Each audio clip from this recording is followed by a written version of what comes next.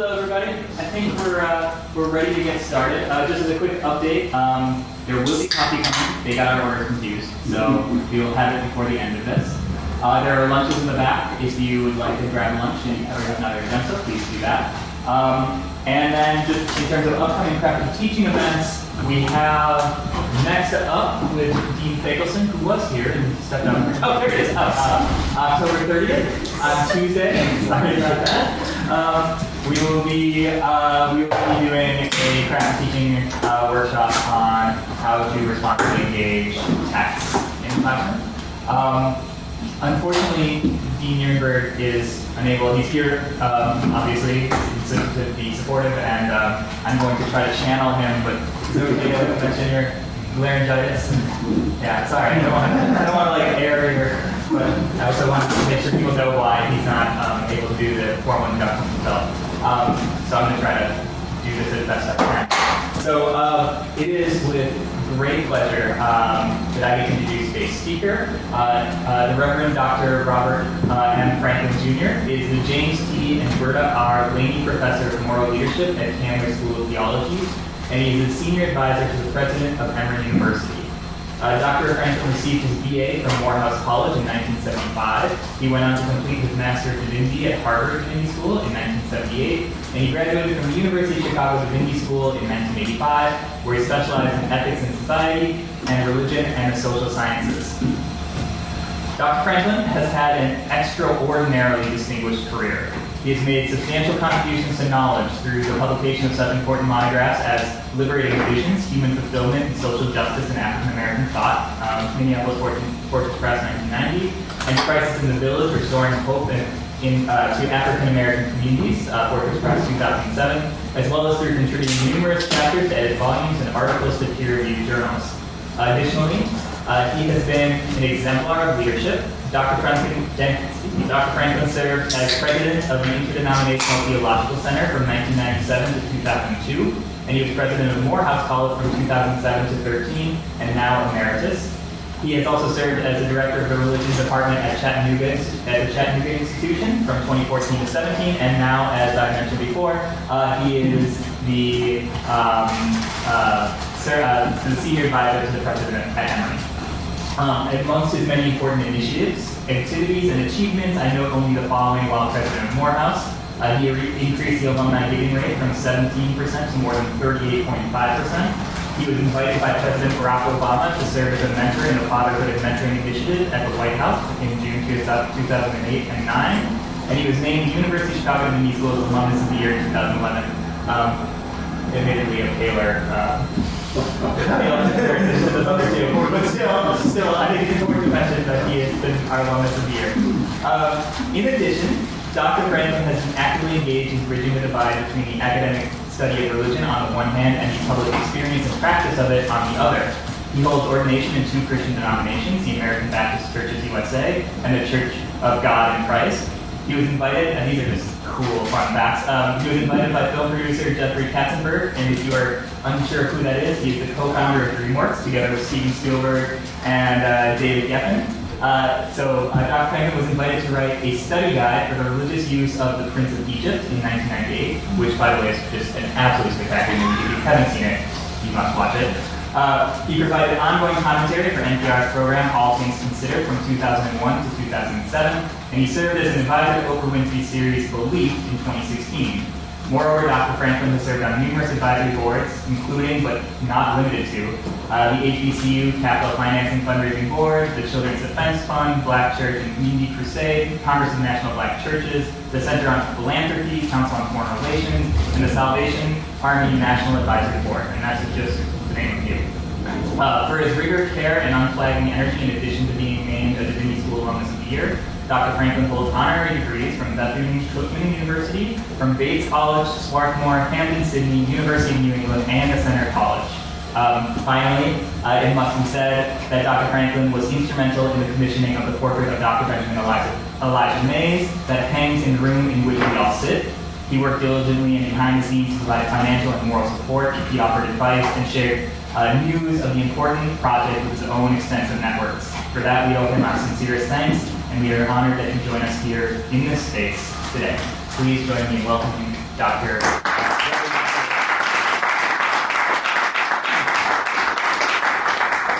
Well, good afternoon. It's a delight to return to this beloved space on this beloved campus and to be with all of you today.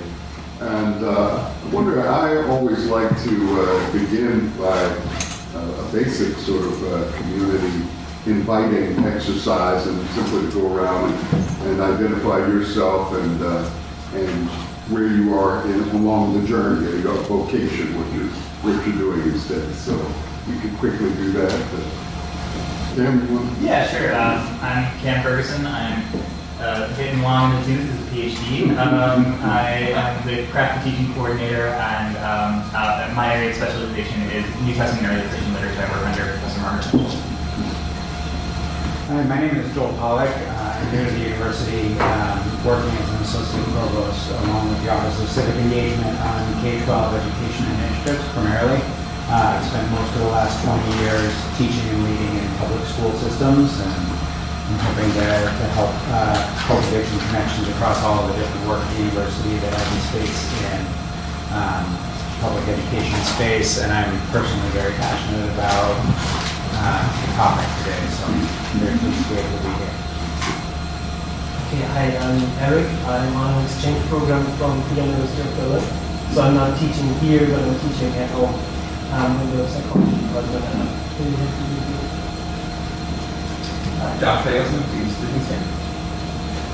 Andrew Kunze, I'm a fifth-year PhD student in anthropology of religion. I study American Hinduism. Christoph LaPlante, first-year PhD student in theology. I'm David Snyder, and I'm a 30th-year student at London. I'm Ralph Keane. I got my PhD here in 1990, and I'm the Dean of the Honors College at the University of Chicago. So I'm Daniel Owens, I'm a fourth-year PhD in theology. Colin Weaver, I'm a second-year PhD student in religious ethics here at the Divinity School. My name is Derek Mian, and I am also a second-year PhD student in religious ethics.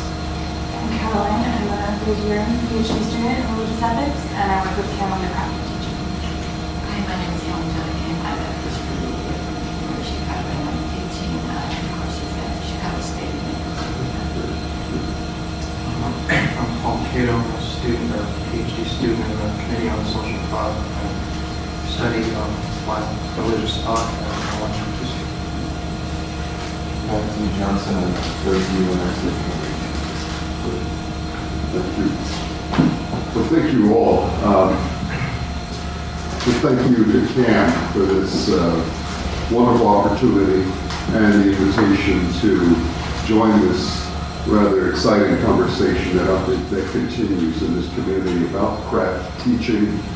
And thank you for your leadership in so many ways, Cam, with respect to past projects here, connections to the Mays portrait. I also want to acknowledge, thank you, David, for your presence and your leadership. We're excited about, look forward to supporting you in all that you do here, and to your stewardship, and to Josh and others who lead the institution. And to colleagues who are very much along, on the journey toward completion of your doctoral work. So, I must say it's a bit intimidating now to have Dr. Mays in the room observing. So, if at any point I appear to be distracted, I will just be checking in periodically with him. We might agree that as teachers and those who are committed to a vocation of learning, education, and discovery, that we all have our stories of encountering other teachers, great teachers. Teaching, of course, is this wonderful invitation, this leading out of a spirit of curiosity and discovery, of romance with knowledge. And it can be done superbly. It is often done in a mediocre fashion, and much too often done very poorly. But I suspect, I wonder, I probably ask you if all of you had a great teacher or two in your lives. And in saying that, I see nodding heads, and I think that's an affirmation. And that for each of us, I was just visiting with our colleague Ralph here, who mentioned a teacher of his and mine. I did not study much with Dr. James Gustafson, but had the pleasure of spending a lot of time with him on committees, external committees, as the university was engaging the city of Chicago in those years. And we both simply had occasion to appear on similar committees, and I admired his work, not simply as kind of seminar leader and scholar, but also as a public ethicist, public theologian, as we engage the city and people in downtown who care about the future of this great city. But my own story, before I move into this brief presentation, begins about 8 miles from here. I grew up, born and reared on the south side of Chicago, in a place, a strange place called Morgan Park. Some of you will recognize that the early University of Chicago had this sort of an incubator out that way, just 8 miles southwest. And I didn't know much about this university campus, but I did know a little, and that was generally from Sunday visits to Rockefeller Chapel. My dad, who was part of that great migration of African American families from the South, in our case, Mississippi, to Chicago, for some reason, he really identified John Rockefeller's philanthropy and his vision for institution building, his awareness that Rockefeller had donated the land that Morehouse College and Stone College sit on today in Atlanta. And so he would take, my brother and I would escort my dad to Sunday services in Rockefeller Chapel. We must have been an odd lot, you know, we show up and here's this dad with these 2 black kids that show up every Sunday. But then we leave there, that was a discreet hour-long service. And we were able to join my mother in her home space and home church. So we had sort of 2 church homes all along. And that was just a couple of miles from here, 40th and State Street, is Church Robert's Temple, Church of God in Christ. There's no reason for anyone here to know that, except you may have just incidentally encountered it as you read stories about the terrible murder of young Emmett Till in Boney, Mississippi. And Emmett Till was a member of that congregation. His family was there. And my family knew that his family. And I recall looking in history books to discover that the funeral, and recall that remarkable grotesque photograph of young Emmett Till's body, young 14-year-old black boy who allegedly whistled at or spoke inappropriately to a local white woman in the store, and her husband and a colleague later apprehended young Till, who was visiting in Mississippi for the summer, and went out and brutally shot and just tortured and threw him in a river. And so when his body was recovered and brought back to Chicago, Mrs. Till did something unusual. She said, "I want the world to see what they did to my baby." And so portraits or photographs of that grotesque corpse were broadcast. And there in the picture was the pastor of the church, St. Paul, where I grew up. You may, if you listen to traffic reports, you'll know his name, Bishop Lewis Henry Ford, the Bishop Ford Freeway. And so it's interesting, I have these haunting sort of echoes and memories when I return to Chicago. All that I is here is the dean in Rockefeller Chapel, and I've forgotten his name now. I would have to look this up or consult with one of the local historians, but in those years, in the late 50s and early 60s, very friendly, welcoming gentleman. And then our sort of migration from Hyde Park over to this Robert's Temple, where there was high voltage Southern religion. as Krista Stendhal, New Testament scholar, would put it. And this wonderful effort of African Americans to transplant Southern intimate communal communitas, into these northern cement constructed cities and spaces. So we lived with those challenges and tensions. In any case, during that period, I recall distinctly in April 4, 1968, Dr. King's assassination, and being on the street outside Morgan Park High School. And because, as you know, Chicago was on the plains, you could see for miles. I could virtually see downtown. You could see that Chicago was in for a difficult time, and America would be. And that, of course, did unfold as people expressed their anger and rage over the loss of this apostle of nonviolence. But it was during that period that University of Chicago emerged once again in the news in terms of trying to be a better citizen than it had before in negotiating with local community leadership. So although young, I was in some of those rooms, seated at the back of the high school and almost on my way to college kid, and appreciated the efforts of many in this university to connect the campus to the city. In some ways, I'm seeing a glimpse of a kind of ethics of presence and of embodiment and pedagogy in that context. And then I just end this little autobiographical preface by noting that I had wonderful years here and seated in those seminars with Peter Homans and Don Browning, Langdon Gilkey, with Martin Marty, David Tracy. I was just peeked in the room 106 around the corner. And again, the ghosts were there whispering to me, and I recall these wonderful, wonderful lectures. My most memorable course here was on public religion and public theology. It was co-taught by Marty and Tracy. And it's one of those courses where you sort of sit on the edge of your chair because every week there was some incredible insight that they were offering on. I think that they divided up a cast of about 16 historical figures, and some of them representing kind of public religion in that more Jeffersonian sense of an embracing non-sectarian approach to faith commitments, and the public theologians who stood firmly in particularity, but who were also engaging larger publics. And to hear them talk about Abraham Lincoln and Martin Luther King was a sheer delight.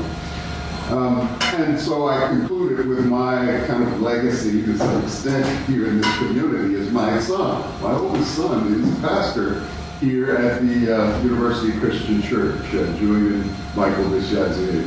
And Julian followed me from Morehouse to the University of Chicago.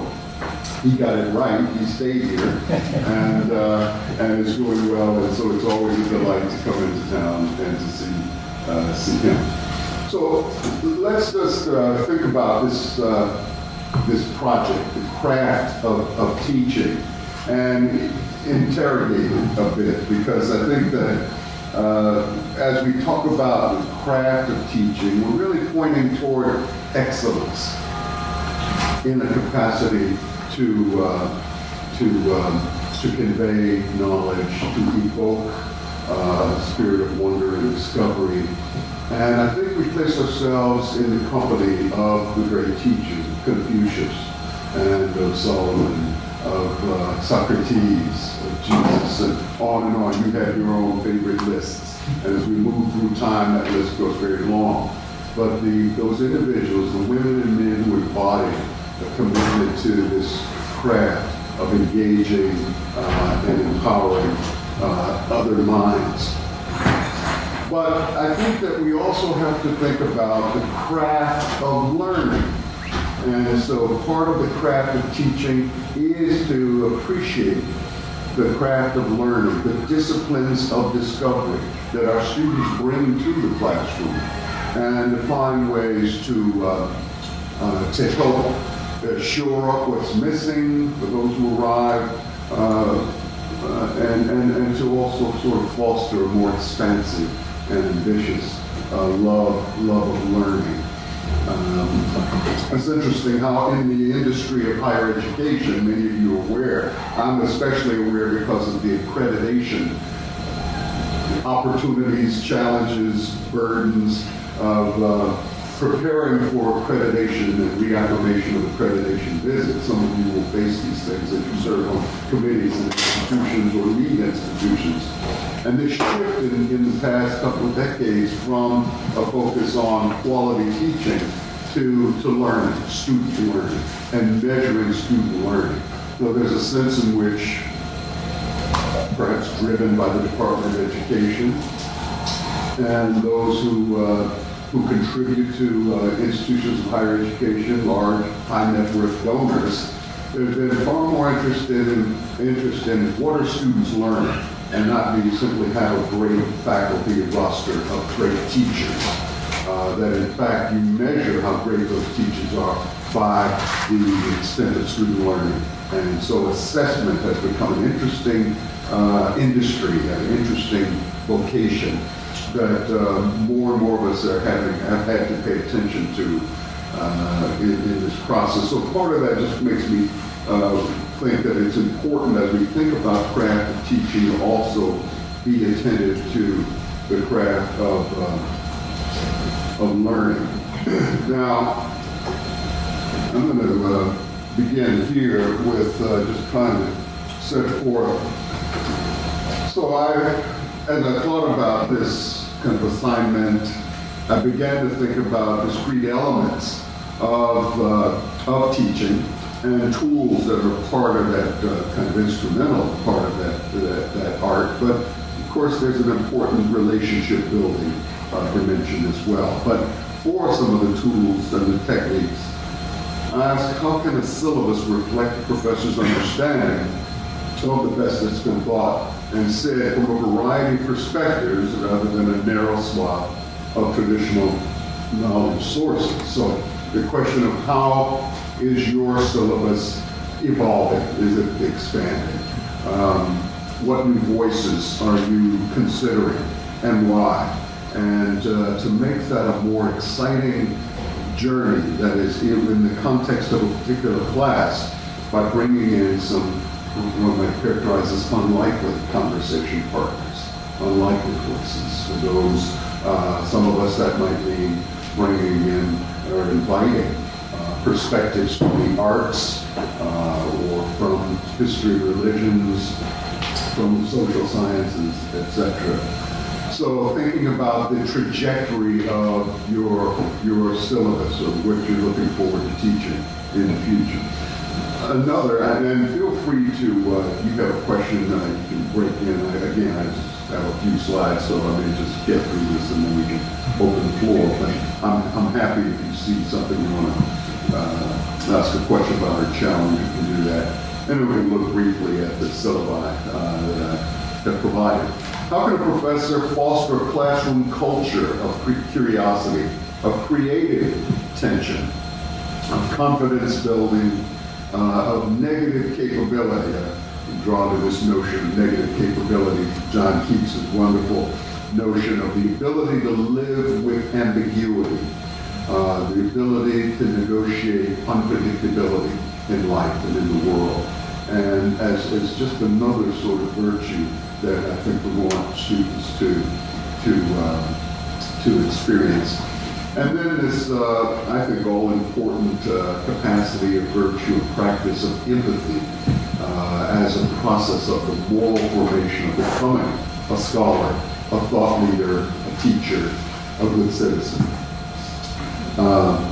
How can students demonstrate leadership both as educated citizens of a society and as professionals with vocations of countering ignorance? Oh, here. It was the TV, I think. We can TV. We got it. Yeah. Okay. I see. TV has a problem. Oh, sorry. So this responsibility to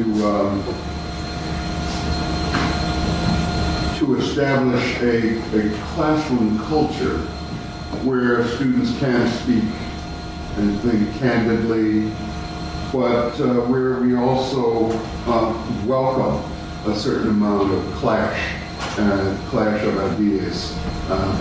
Trying on one hand to ensure, oh yes. Just going to get it clear.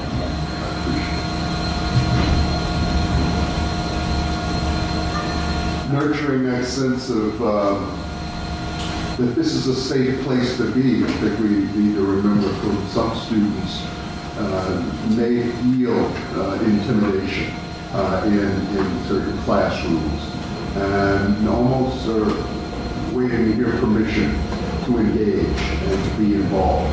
And I think as sensitive and discerning teachers, it's important to be attentive to those who don't feel, who don't speak, who don't seem to engage. On the other hand, to also allow the clash of perspective and ideas. And then again, I think my kind of ethical agenda and my sense of education as a moral formation process is the last question of how can students demonstrate leadership that leads to better communities. And I think that the challenges facing our democracy now prompt us to be more intentional about how we ensure that students respect evidence and data and facts. And John Adams said, facts are stubborn things, and no matter the the inclination or wishes or whims you may have, facts stand. So I think of among our goals as we reflect on this larger topic is invite students to think about education as a practice of moral formation, which these various dimensions are present, inclusiveness and equity and justice, to explore how the syllabus and course content, classroom engagement and student learning can emphasize these themes, to discuss creating a social community in which respect and listening, trust and collaboration are promoted. One could talk about these as ethical expectations for an ethical ethos in the classroom. So the syllabus provides an intellectual map, a guide for the course, a summary, I think, of promises. This is all pretty straightforward, and I don't need to dwell there. The second point about the tone setting that instructors provide, I think is important, what we do on the first day in terms of signaling an openness to difference of perspective, but also the importance of certain civility and respect for difference. And I'll indicate why this is a concern in a moment as I talk about these courses. The point about the Western canon and expanding that, and again recalling the Tracy Marty focus during those years in the 80s and 90s on the classic, but also inviting arguments with the classics, contestation of knowledge and ideas, and happily I had great teachers who welcome that and stick with that. We could talk about classroom exercises and reading texts from other perspectives, the use of role plays, of debates, and of student presentations. So students have their 5 minutes or their whatever amount of time to sort of set forth their understanding of the subject, and it gives us all a gauge of their evolution, how they're doing. So the syllabi provided is kind of interesting because this puts me in a somewhat vulnerable position. I'm sharing a syllabi of a course that I had once taught like long ago, and then came back to in 2016. And I assumed that it would be easy for me to come in and rename the course. I was calling it Faith and Politics. And learned was the kind of culture of the registrar and our faculty, that this is a process that required presentations and renaming and so on. So I simply accepted the course listing as Christianity and Politics, although I knew we were going to be focusing more broadly. And there were non-Christian students in the classroom, and so I was, yes, David. Could you just say a word about that process of approval? Yeah. Because I think that's a part of teaching that a lot of people don't know is great source, but it exists in many places. If you have to go through it, then everyone has to go through it. Yeah. So, if there's an existing course in the catalog, it makes it a lot easier if no one wants to teach the course and you wish to take it up, or perhaps the person who initiated the course is no longer present, and it's easier to simply inherit that and populate it as you would choose to. But the matter of renaming the course while retaining the same course number and allowing that course to count for credit in the ways that it did for certain requirements in our MDiv and other master's programs in particular, turned out to be a bit more cumbersome than I had expected. So, as I said, the first time around, I simply stayed with it. And then it appeared at the second time around that there was going to be some confusion because the institution wanted that course with the name of Christianity and Politics on the books. And so the question of you offer another religion and politics or grade 12 alongside. So I could have made other decisions. I just stayed with it, and then within the context of the course, sort of did what I wanted to do. But clearly, and as you see in the language, as I focus on the history of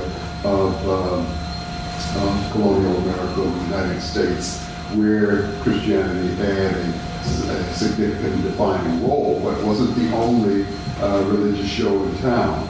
And we try to at least be honest about the kind of historical pluralism in the course itself. Is that responsible? Yeah, say more. I just say that so many universities have committees who validate the courses. Yes. We don't, but many do. Yes. It's a huge bureaucratic. We can't just speak what we want to. Right. So, and that was... even the president of Morehouse College. Okay, point taken. But yeah, there was going to be a bit more kind of red tape than I expected. Then I could anyway shoot out a memo requesting rename. But there's a special committee that examined that process, what students need to know, and so on. So it became more of a headache than I was up for at the time. This was an opportunity, and I invite you to think about opportunities where the knowledge and discussion in the classroom becomes more porous, and where the larger university community can be invited in. And that took the form of, you see page 3, in terms of the sessions, inviting guests in. So we essentially created a lecture series. Now this is 2016, and it's leading to election season. So I knew that this would be timely and of great interest. And we invited and were able to get some resources from the university to expand this beyond local faculty on the inner campus already, but to bring in people from outside. And it proved to be a remarkably stimulating and I'd say successful lecture series that was integrated with the course. And on occasion, there may be opportunities to do that. It was a lot of fun to do. It was a lot of fun to have these interdisciplinary perspectives reflecting on the phenomena of religion, faith, and politics during that unusual election season. The other thing that occurred was that students were required to spend a certain number of hours, 12 hours, in working on a campaign as volunteers. And so, most of them each week would go and attach themselves to a local campaign and two students actually wanted to sort of get a pulse read on, and in the case of the two major parties, both Republican and Democratic energies and local campaigns in Georgia. So that was fascinating to hear. And then the final paper, so they had to keep a journal of their experience in the field. The students talked about being outside of Walmart and distributing political literature, 1 week for one campaign, the following week for the other campaign, and, sort of, you just go home and take a big shower if you don't like the candidate. But the discovery that emerged from that process was really fascinating, and we all learned a lot from it. And then following the election, the day after, we had a kind of Pulitzer Prize winning journalist come and reflect with us, so that Cynthia Haynes helped us sort of grapple with what has happened, what's happening in America. Yes, Judge. So since the topic is ethics, the ethics of pedagogy, I want to back up to that Walmart. Yes. Did you get pushback from students about? I mean, that's a novel requirement. Yeah. I would say, and I appreciate it from an educational point of view, and from an ethical point of view. If I were distributing literature for a candidate whose views I might find abhorrent, I would have some serious questions about myself the next day. So I wonder, and they're doing it by virtue of the course requirement from you. So can you just unpack that a little bit more, like how you would think about that? Yeah, and you're right. Had I required them to focus on a particular candidate or party, I think it would have been more pushback and more problematic. They were free to choose, so it was a voluntary process of making a choice about a campaign. But as I say, I think there were 23 students in the class. 2 of them decided to work on both sides. They said, we don't trust listening only to the propaganda and ideology of a single party. That's part of our problem. And so this venture over, but they were very uncomfortable in the space of the other party and come back to class. So was that Trump campaign? Yeah, working on the Trump campaign, and really trying to understand as each kind of outrage from the Trump campaign unfolded, how people within those campaigns, who these students regarded as otherwise thoughtful and decent people, how they sort of processed this stuff. And that was really the most interesting. The way they talked about kind of dissonance, the compromises, intellectual dishonesty being practiced in some campaign spaces. So I think that they were able to sort of experience something and grapple with it, share it with the larger class. I hadn't worked on the Trump campaign and wouldn't have known what it was like for them to disseminate literature for Donald Trump in front of a Walmart and the kind of challenges they received, the discomfort they felt. So yeah, because that wasn't a requirement, I think that was the state patch. Yes, please. Was there any kind of a follow-up assignment with that material? Did they have to think about like how religion played into those campaigns or something? Yeah. So in addition to keeping a journal of their experience work as volunteers, there were sort of 2 opportunities to reflect on and again bring kind of religion and ethics in particular to bear upon what they were observing and experiencing. One was a classroom presentation that they did as individuals. So each student had, I think, 7 to 10 minutes. My time in the field, and then place that against the larger backdrop of conversations about religion and politics in America. And of course, the readings of we were using Niebuhr, H. Richard Niebuhr, the Christian ethicist, Christ and Culture, and the typology that Niebuhr sets forth there. You may not be aware. sort of 5 approaches or cuts at bringing these together.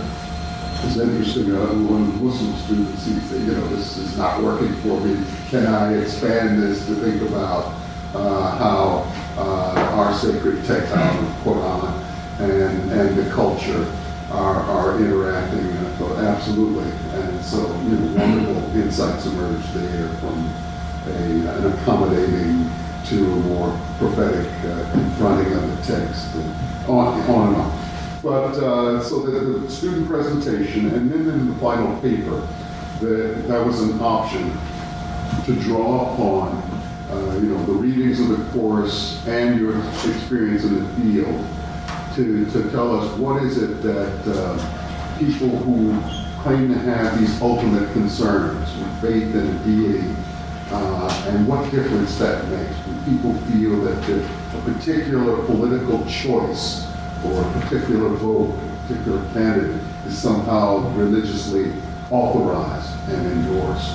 And you could almost, that's where they weren't thrilled about reading Niebuhr, but they began then to appreciate the categories and the spectrum that he elaborates there that enabled them to think about how they saw people negotiating those options. So yeah. Yes. I don't want to step on anything talking about. I have a question just generally, like a million different ways of how this moment changes your teaching. Yes. And I want to ask that, and I think about 3-4 different ways. Yeah. One is, of course, the Trump moment, and just the openness. You talked about the stubbornness of facts, but also the impulse towards dealing with ambiguity and a real ability to see both sides, not sort of both sides of that. But so that's one sort of dimension of it. But then two, the sort of status of being. I noticed Victor Turner on here, post-structuralism, sort of challenge from Kogo's and stuff. How do students respond to reading like old dead white structuralists? If there's not a better way to ask it. And do you see students still enjoying big theory, or is there a sort of irony and or criticism of the sort of post-structuralist moment that turns students off to this kind of stuff? That's another question. And then, oh gosh, there's a lot of so then, just teaching American religious history and the I don't know, the zombie formation that is the Christian right these days. Talk about there was one assignment at the end of White Christian America. I wonder how you talk about what the sort of white Christian establishment was or is. I see it as kind of zombie figure right now, but how do you talk about this? Well, sorry. That could occupy the next seminar. There's wonderful questions.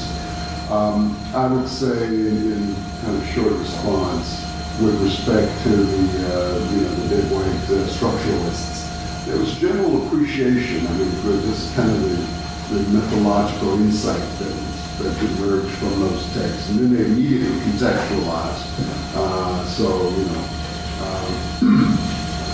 Victor Turner's a lot of fun. Yeah, exactly. And just sort of naming of these phenomena, but then really how did this apply in my context as an African American woman or Latinx LGBT member, and so it was, and I was really encouraging that. Please contextualize, read them, but then ask, how is it speaking in your community? Are there other voices who say these things already in your community? And this wonderful kind of dialectic at work in class, and students say, well, we have these songs that we sing that I think get at this challenge of stepping over the threshold and degress capacity and so on. So yes, but the insistence upon contextualizing for themselves. And so of course in the second iteration of the book, or of the class in 2018, one of the things I did was I added a new set of readings. And one of these had to do with the gaps in historical knowledge, I think that way. I realized the first time around, a lot of students just didn't appreciate the evolution of Christianities and religious communities in America. So we need to just build more foundation.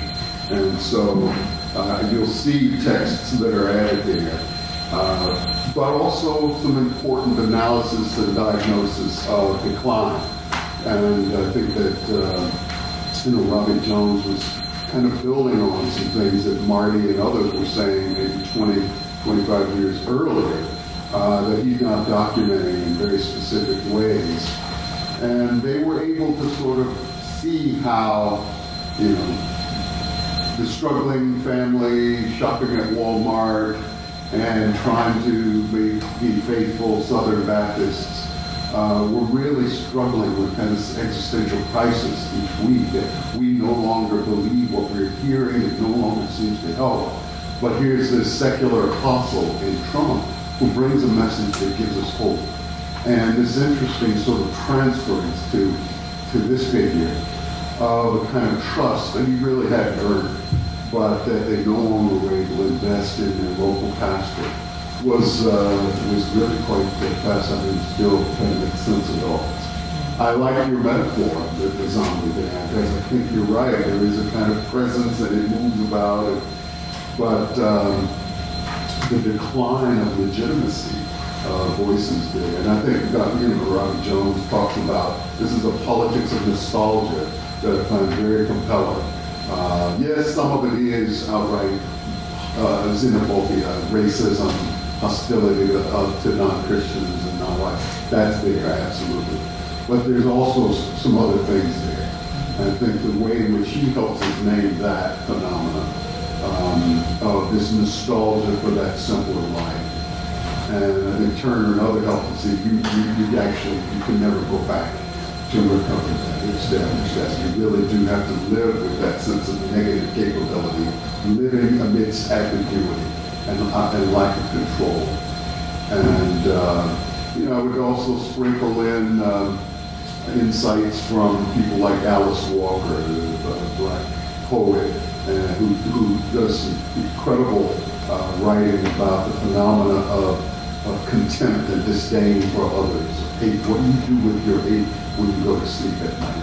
And she has this wonderful poem in her brilliant little collection titled Hard Times Require Furious Dancing. Love the title.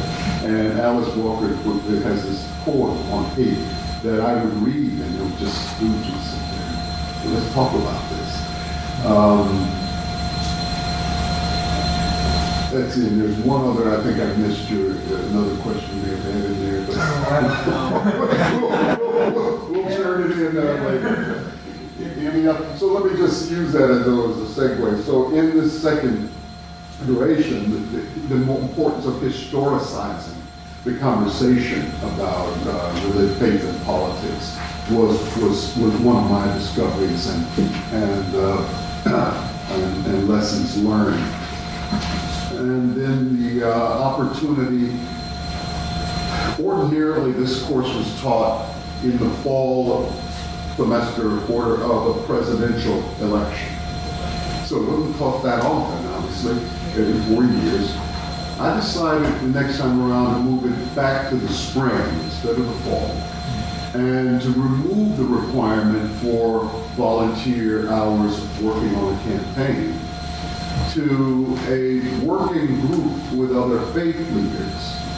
And I'm curious what you think about this. I mean, what I found was, that was a valuable experience, that campaign, reading the culture of the contemporary political campaign in America, and the role that religion plays in it, and then thinking about how we might encourage leaders and teachers and scholars to be more proactive, meeting together on these work groups. And so we identified, you see the bottom of page 2, proposed 4 working groups.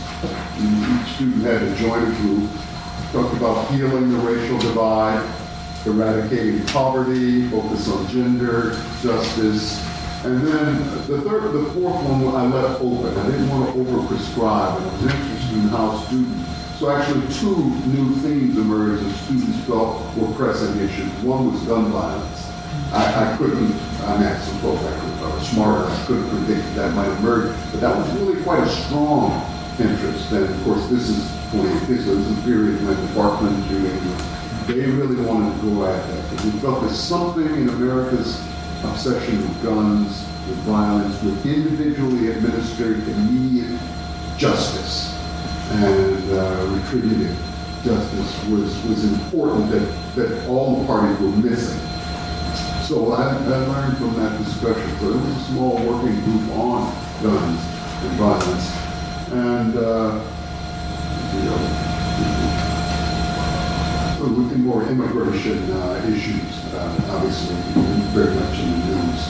But they met, and their requirements are, again, how does the classroom become more porous? How does the public engage and reality test us and keep us accountable? They did have to confer with some faith leaders outside in the community. Good to see them, as they shape their projects. And so they all had their calls and their visits with faith community leaders. They were working on a project. Our assignment is to work in a group, develop some communication, education message, content, and then execute, actually implement this. They either bail it out, or most of them, they all in fact chose to develop a website and to share their process and experience. And it was sort of, how do you teach, how do you model a measure of basic kind of literacy around these sets of issues, whether it was race and gender and so on. So that was their job, provide a teaching module that could be sort of offered to an adult, education class in a congregation, mosque, synagogue, church, and just do kind of ABC, walk them in. And so that was really quite rewarding. And I think they felt that was, I found the energy in that process, the hope that emerged from that was impressive to me in a way that this first iteration of the class during that 2016 election, Emory University learned about the class and they were kind of intrigued with it and wanted to do a campus newspaper story. So they had a reporter come, and the reporter was there for 2 of the classes. And when she came to the first one, she alerted an AP, Associated Press report. There's something really interesting going on here. You might, and they asked my permission, and I mentioned the students, would you be okay if a reporter from a national agency came? He did, wrote a piece. So suddenly, and I could probably pull up, you could Google it, what emerged from the class was a kind of some national interest in the sense of despair that students had about our democracy and about healing the political divide, the partisan divide in America. And that the current religious resources didn't seem to be up to the job, was basically the conclusion. And so it was this interesting tale almost of woe. I think it was a kind of realistic, sober assessment where we were. But we began to get emails from around the country urging, essentially, don't embrace this counsel of despair, and we're praying for your class, things like, whoa, gosh. And so it was really quite interesting. I started to bring that in, but I'll just mention that to you. That happened. And that's also a part of what prompted me to think about how do we move perhaps from, and this may be my own sort of bias, my Morehouse ethos bias, and I didn't want this simply to be a kind of a counsel of despair, but I wanted students to feel some possibilities for, as de Tocqueville says, the genius of America is not in it, that it's more enlightened than any other nation, but that its capacity to repair its faults. And so I use that as a premise to talk about these working groups And anyway, I'm talking too much, so maybe pause the other. I have a question about going back to the structure of these syllabi. Can you speak a little bit about how you paired guest lectures and readings and what kind of expectations you had of students doing the reading? I didn't do that very well. Part of it was the shifting schedules, and that's the uncontrollable with guests who say, well, look, I told you a month ago I could come, but now I'm going to have to move. And so at a certain point, the syllabus was still on it, so I'm not happy with the way that turned out, frankly. They're not well calibrated and coordinated. I tried to get when a speaker who had an article or book in the area, obviously scheduled so that the student will have read that beforehand. And so on our best weeks, that did occur. But there were times when it didn't. Some visitors did not have published work and simply wanted, as one economist, Julian Nalbo, who writes for the Washington Post, said, I just want to come and test these ideas. I mean, I'm an economist from MIT. I don't talk much about religion, but I'm curious. Something's going on in culture I need to pay attention to. Could I just use this session? That's what she did, and it was, it's powerful. In some ways, it was interesting because the students felt, gee, this is a little elementary. They've already been reading religion and theology, but she was kind of new to that literature, so it was I think, an interesting conversation, which she learned a lot from the students. So were you presenting discussion questions to the speaker in the class, or was the speaker just leading a discussion in most cases? Most speakers, and I did provide a sense of kind of what we were trying to understand in the formation of an opinion, of a decision, because voting is a sort of decisive moment of choice and value. So I said, help us understand the kind of evolution of that phenomenon, what role the various sources of information played. The religious voices and inputs had more authority than secular or other. And, as you might expect, across the spectrum in terms of what we found there.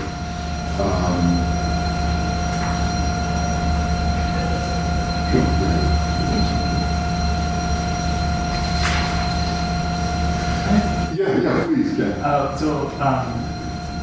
Given the nature of the class, the time at which it was being held, that when you speak about the assignments, you said that students pick their political parties, which suggests to me that there are students who had different political opinions. That strikes me as a potentially very volatile space. How do you manage it? Right? How do you keep discussions from turning to angry, ad hominems, right? How do you keep the space calm? So, this is perfect prompting, I do thank you. I just switched to the next because I mentioned the sharpest conflict that occurred in the 2018 class was there were, turns out, 3 of the students who I'd say were sympathetic to Donald Trump and were really annoyed and offended by the mood in the classroom of intolerance for progressive and liberal views. Excuse me. They would sort of, so you could live with that diversity until they began to sort of say, you claim to be an open-minded liberal, but you're not. And let me demonstrate, and let me show you how Hillary sort of steps over the line and shows disrespect to my people as conservative. So there was some of that occurred early in the class, and it was real, again, the sharp conflict. So I said, well, let's give this perspective space. And I asked the students, please just be candid about what do we need to hear, what are we not hearing, because it doesn't get said in the presence of strangers and outsiders. And so, I thought they were quite courageous and helpful in sharing. And I summarized some of what I heard in terms of, America is fundamentally an Anglo-European settler nation, working to assimilate others, but fundamentally, others have to conform to the American way, learn English, behave like Americans, show patriotism. And so the tensions, as you can imagine, around everything from Colin Kaepernick to other expressions of dissent. And students would have heated arguments about civil disobedience in the history of kind of American culture. But these students weren't very patient with that. That's okay in a time of relative peace, but when we are under threat, not under attack, but when we are threatened, that's a luxury, and we find that naive. There's also a lot of challenges to this language of social justice, and many of them argued that the claim itself is somewhat arbitrary and is controversial. So again, that I thought was a very creative tension in class, is how do the students who were quite eloquent in talking about, Rauschenbusch and these liberal social gospel, and justice is at the heart of authentic faith, and MLK, all of it. And these students say, I don't believe it. That's not the way I read sacred scripture.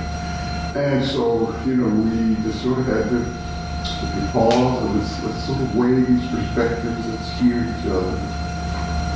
And then, of course, the converse perspectives were argued there.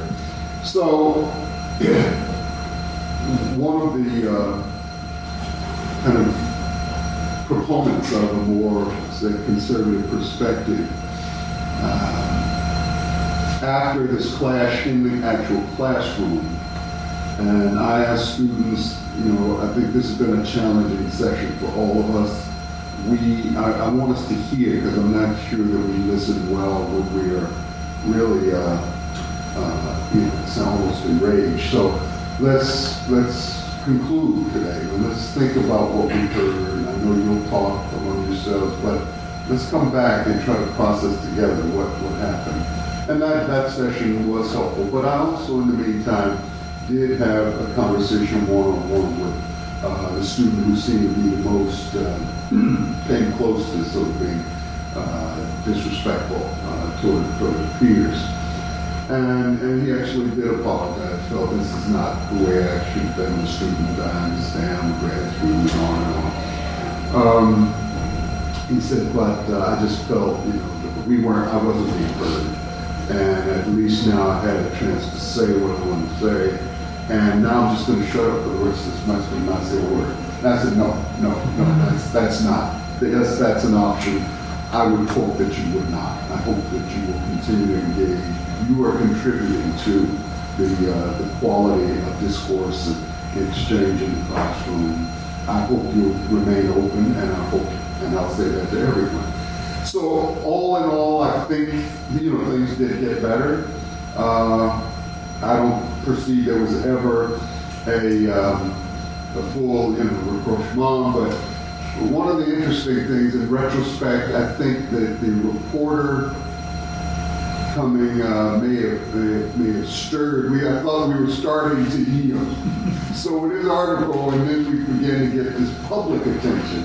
And the public attention focused only on the divide. How many students in every classroom on politics cannot see a possibility for going forward. Well, some of my students were annoyed with me and the professor. They said, frankly, we felt like we did try to do some work together to find, I would read Howard Thurman, theologian, Christian mystic, who has this wonderful reflection titled In Search of Common Ground. And I said, let's utilize that metaphor as a way, not achieving, we're not going to overclaim, but in search of. And I think that was a useful metaphor for the time and place. And then this article came and it just sort of, I think, read us again. So I learned something about that process that was perhaps too ambitious to bring an outside voice who wasn't part of our journey together. That's saying more than you asked for. Yes, please. So this summer I taught, but they're all undergrads, most of them from elite institutions and small liberal arts school, and they were all students of color.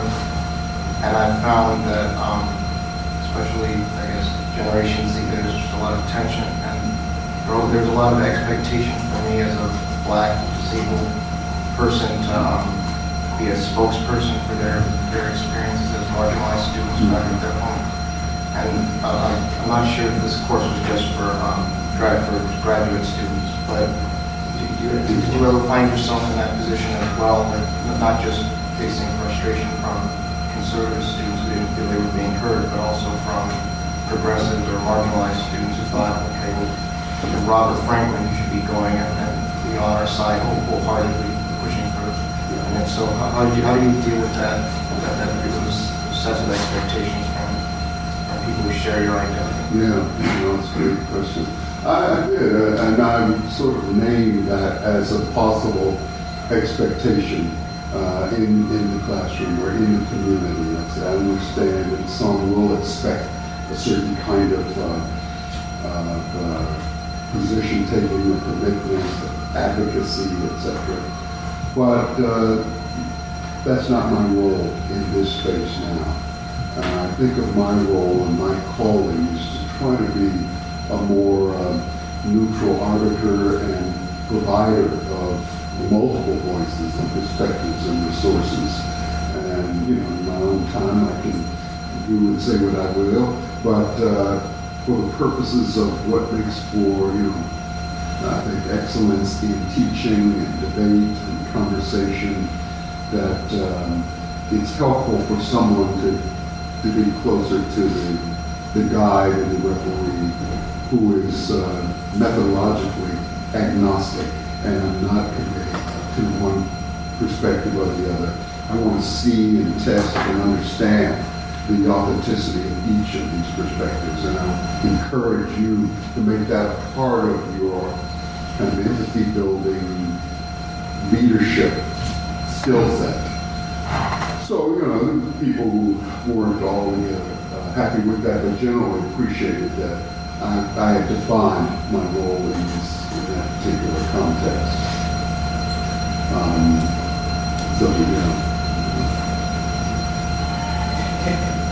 Yes. Have you been in situations, I'm going to imagine you have been in situations where, despite those best intentions, you may have felt the need or a strong pull to break through that wall and be yourself in the classroom. Yeah. Have you ever felt compelled to do that and maybe just share what happened? Because I think that's something clearly all of us probably struggle with.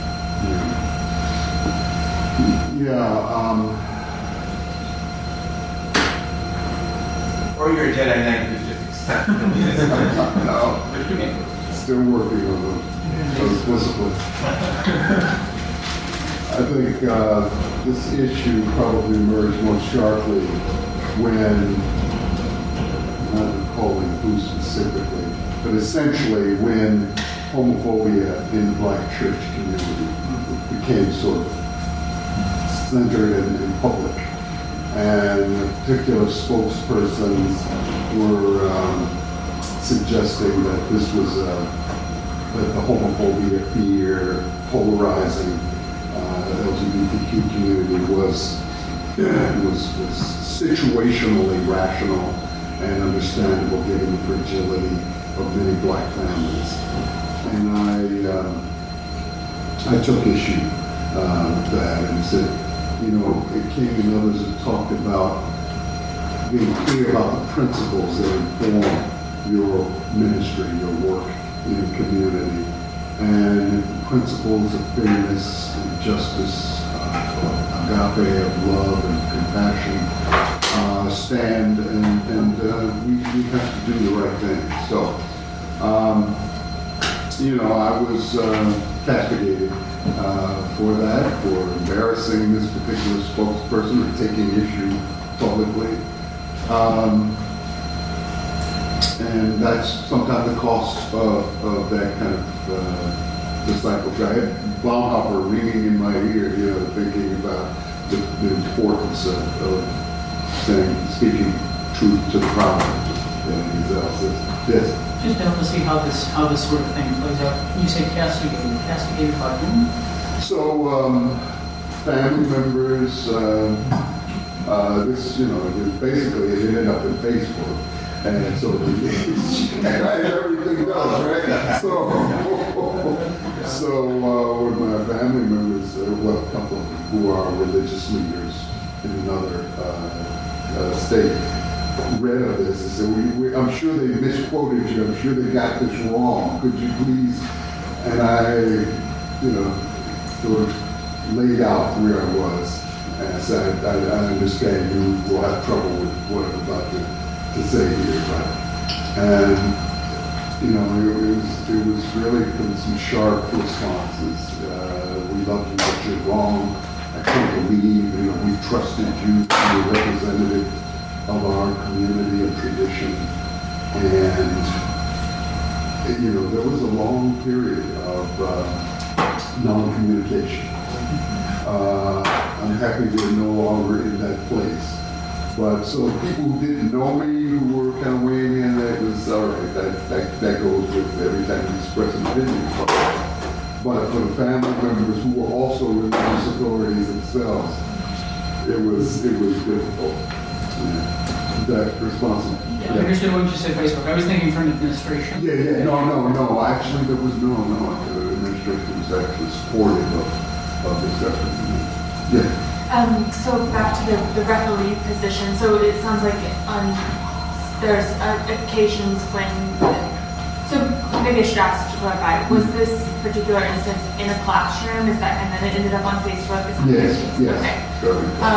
So is it the case that generally in classes you kind of take your position to be the referee, or does this sort of depend on, if you're talking about a particular topic, or how would it work in more of an introductory level class? Yeah.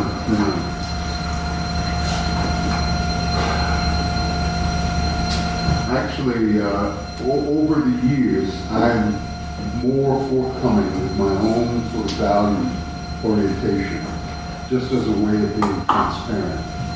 And I think I've felt the power of feminist critiques of so much male scholarship that we attempt to write and speak as if we are ahistorical, theoretically, above the stuff of history, but now to historicize and contextualize my own voice as a part of earning trust of students and of others is now an important value to me, and one I claim now more than I did in the past.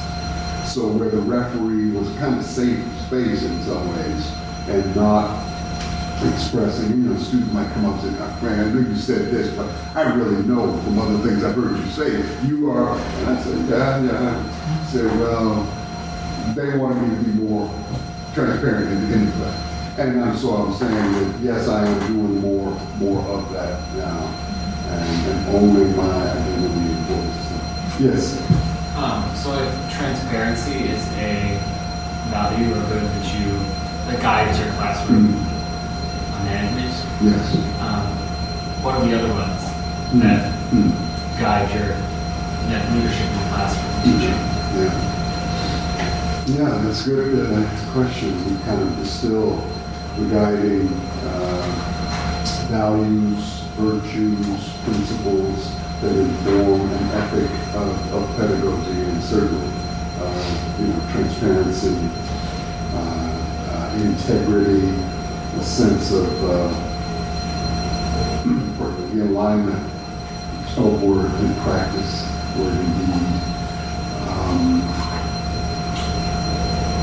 For me, empathy and sort of at least attempting to understand, to listen, to imagine what it is like to view this issue from another person's life perspective, and inviting their stories so that I can be properly informed, rather than sort of declaring what I believe to be the case.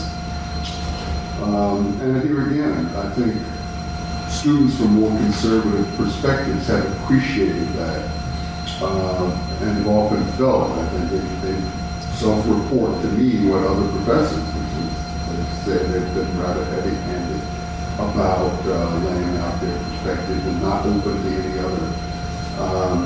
So there's been some appreciation that they perceive that there's an interest and a curiosity in your built-in show.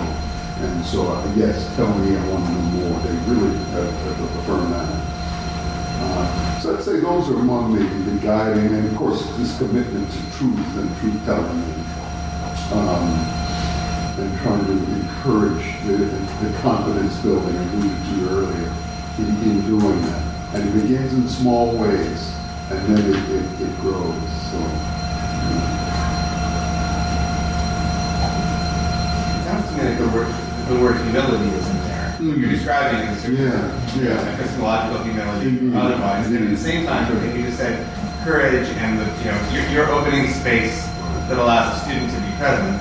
Yes. And also trying to model for them the same kind of a particular kind of humility that you I assume want them to, and that's always this two-step. No, I appreciate you naming that, and say that word. Ralph, were you trying to get in earlier, or is that? Oh, I might have been nodding because we had a workshop where I am just earlier this week on the merits and limits of ideological self-disclosure in the classroom. And I recounted something that happened 2 years ago where I wasn't actually conscious of showing my cards. There was one highly articulate and erudite student who, for some reason, simply shut down contributing halfway into the semester, and I consider him really a casualty of bad teaching that I wasn't even conscious of. Thank you for your candor on that. Other experiences or curiosities along this zone? Follow-up question. In this particular course, the 2 times you taught it, maybe this is relevant for your particular experience in this course, but the sort of ideological disclosure, self-disclosure that's at stake is like twofold. There's the religious side and the political side, and both seem very charged in different ways, even at different times. And so I'd be very interested, working on religion and politics myself, planning to teach such courses myself. I'd be very interested in knowing both sides, like how is that disclosure and non-disclosure gone around political commitments and religious commitments. Restate the beginning of your question. I do apologize. I was distracted momentarily, so I missed the conversation about transparency, ideological self-disclosure of our own belief commitments or allegiances, as it were, and religion is sort of one realm of allegiance, politics is another realm of allegiance, right? Yes. And so, do you follow the same practices in both, or is it very different? Is one much more pedagogically useful to be clear about, and one more, how does that compare in class or play? That's an interesting question, because I don't think I've been quite as forthcoming with some of the more political, explicitly political side, although they're in many ways, obviously informing each other and intertwined, but more on the kind of the religious journey. And then part of that is my hope that I will invite students to consider the University of Chicago way of doing things. That is to say, to stand in a particular space, but be exceedingly open and respectful of other traditions, and being nurtured and informed by other perspectives. And hence the added burden, intellectual homework that we have of reading more broadly and widely, and not simply just deeply in our own kind of chosen zone of discipline or commitments, etc. So I have talked more about that, more about the teachers who modeled that for me from going back to, maybe high school, but certainly in college, where people like Howard Thurman, and just to mention some of my mentor, Benjamin Mays, others, King, and as Marty put it one day in that lecture on 106, here's King, a Christian who was nurtured by Hindu, King who was in conversation with the Vietnamese Buddhist monk Thich Nhat Hanh. In fact, after King's own Nobel Prize awarded in 1964, the next year he nominates Thich Nhat Hanh for the Nobel Peace Prize. King who walked arm in arm with Abraham Heschel. And so just that kind of humility and confidence in one's own skin and space, but also one's gratitude for the wisdom in other traditions that becomes available in one's own culture. It is something I'm really trying to promote, and consequently I'm less confident that knowing my sort of political agenda gets them very far or helps them, but I think I feel more convicted on that religious side. Is that I would just be interested to know if there's been any feedback from students on the positive, negative, or otherwise. Certainly positive for what I just described on the sort of religious journey. And let's face it, Emory happens to be in Georgia, and although Atlanta and Emory can be characterized as rather progressive places, the larger context of milieu is deeply skeptical of sort of, elite education and expressions of faith, and get back to this politics and theology and nostalgia.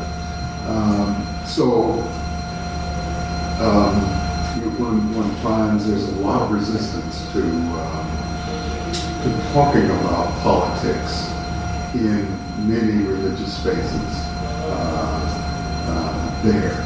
And so students come and they are initially in class even resistant to, we don't talk about politics, we don't do politics. Meanwhile, from,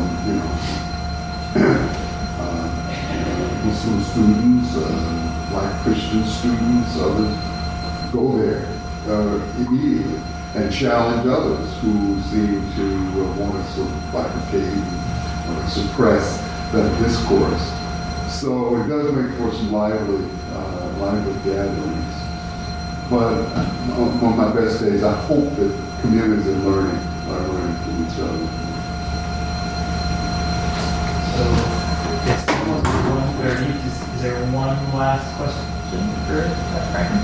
I have a very different question, and it's driven with self-interest. Okay.